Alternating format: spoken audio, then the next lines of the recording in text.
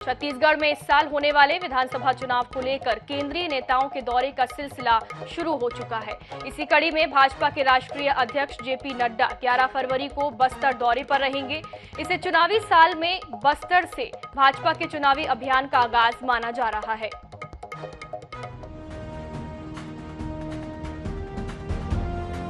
भाजपा के राष्ट्रीय अध्यक्ष जेपी नड्डा का कार्यकाल बढ़ने के बाद पहली बार 11 फरवरी को बस्तर प्रवास पर आएंगे। पिछले महीने केंद्रीय गृह मंत्री अमित शाह लोकसभा प्रवास के तहत कोरबा आए थे। वैसे ही अब जेपी नड्डा बस्तर पहुंच रहे हैं। भाजपा ने राष्ट्रीय अध्यक्ष के प्रवास के मद्देनजर अपनी तैयारियां तेज कर दी।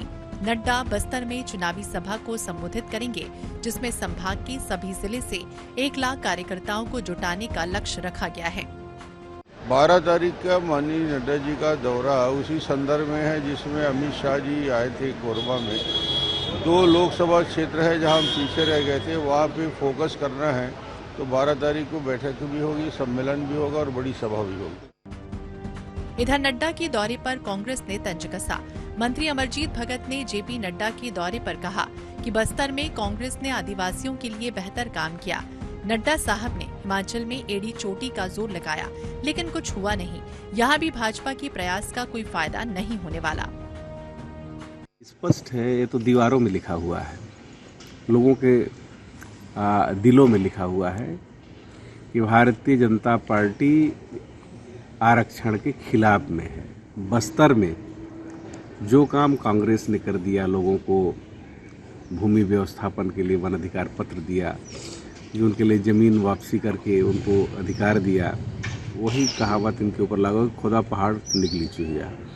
नड्डा साहब हिमाचल में भी खूब एड़ी चोटी का मेहनत की था कि हुआ क्या। तो राजनीतिक पार्टियां अपना प्रयास करती है, लेकिन यहाँ कुछ होने वाला नहीं है।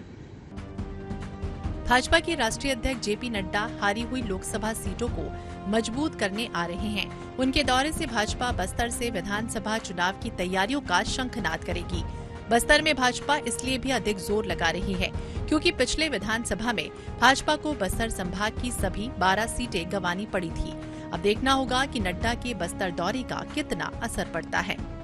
INS 24/7 के लिए रायपुर से स्वप्निल गौरखेड़े की रिपोर्ट।